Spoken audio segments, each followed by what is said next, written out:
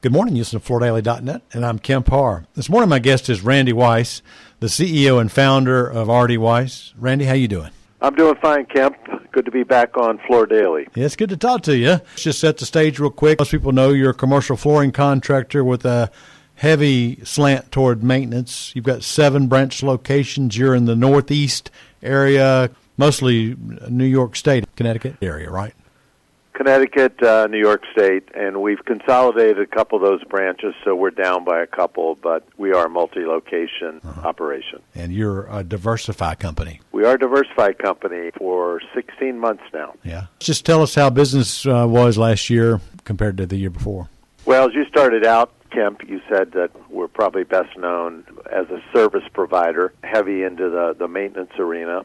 And we're also very concentrated in New York State and around New York City. Mm-hmm. We went lights out with COVID probably ahead of most of the country. Mm-hmm. Governor Cuomo was pretty aggressive on shutting down restaurants and businesses early on, and they stayed shut down for a long period of time. So other than work we were doing in essential businesses and disinfection, which was a large part of our story last year, we definitely felt the impact of COVID-19. Mm-hmm. So your P&I business was down considerably, but your maintenance business was up because of your virus disinfection. No, that's right. I mean, everyone, not just us, everyone saw a project mainly go on hold, not really disappear from the landscape. But 2020, we came out okay, and we're thankful that we were able to maneuver our business in a new direction and still take care of our people and our customers and all that. Mm-hmm. Did you take advantage of the PPP program last year? You know, we're part of the Diversify organization, so the PPP really did not impact our business. You're too big. I got you. Okay, well, let's catch up on what your perspective is. What's 2021 going to look like on the commercial sector? I'll give you my personal take on 2021. I think we'll recover some. And I think the Northeast will recover quicker than probably other areas, in part due to we have more pent-up demand because of the delay of projects last year. So we think we'll definitely see a slightly better year than last year. Mm-hmm. We don't think we're going to see a lot in Q1, but things will pick up in Q2 and Q3 and 4. And if we look by sector, I know you and I talked briefly this morning, you think that there's going to be a pause on the corporate side, which is an area that you play in, and you were also telling me that you thought healthcare and education might be a little better, right? I think healthcare, education, and multifamily will be the big plays for the first probably 6 months of the year. Yeah. And corporate, we have to get people back in buildings, and most companies are in that second quarter to 1st of July mindset as to when they might get back into the offices. Mm-hmm. I think the biggest question mark is this new strain that we're hearing about. Is that going to create more problems? And will the vaccine rollout be done quick enough to get people safely back to work? Mm-hmm. What do you think about retail and hospitality? I mean, I know that there's a lot of hotels in your area. Well, I think when it's safe to travel, New York is a big tourist destination. When it's safe to travel again, you will see that pick up, but I think it's going to be slow for the better part of the year. Yeah.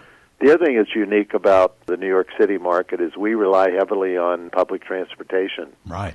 As you and I talked earlier, you probably wouldn't be real comfortable getting in a subway car with 60 or 70 people, elbow to elbow these days. Mm-hmm.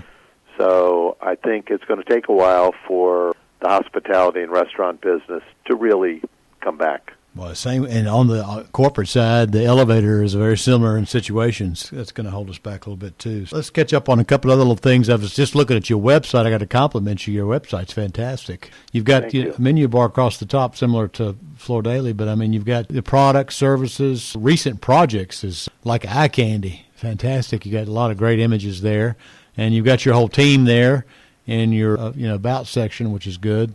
And then there's a bar that's there that gives you your latest projects. So you're highlighting some of the things you've done recently, right?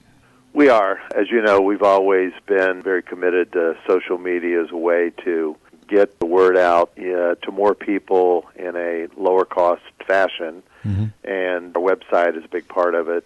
I mean, it is our company brochure. Yeah. So when somebody says, do you have a brochure on your company? Our website's our brochure, and it's also up to date, unlike brochures which are out of date by the time you print them.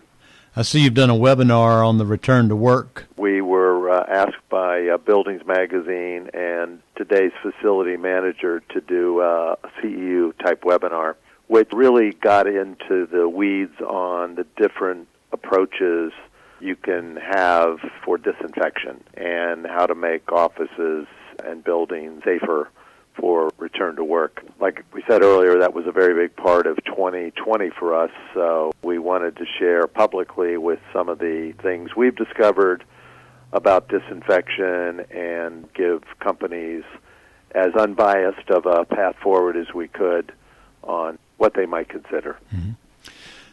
We were catching up right before this interview, and you said that your wife Peggy has gotten her vaccine, and you hope to get one the next day or two, right?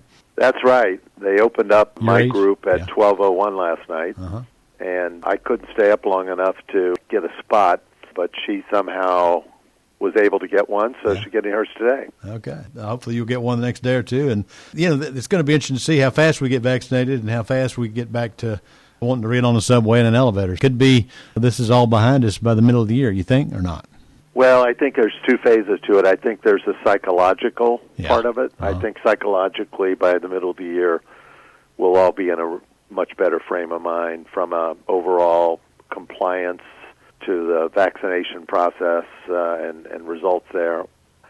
I'm very hopeful that July, August, we're able to say we're there. Yeah. I think the data is once you hit 80%, you can really open things back up. You can go back to somewhat of a normal life. I flew this past week, and I enjoyed doing it. So we're all going to look forward to getting back into some travel, I'm sure. Absolutely. Yeah. All right, Randy, it's great to catch up with you. Again, been talking to Randy Weis, the CEO and founder of RD Weis, and you've been listening to Kemp Harr and FloorDaily.net.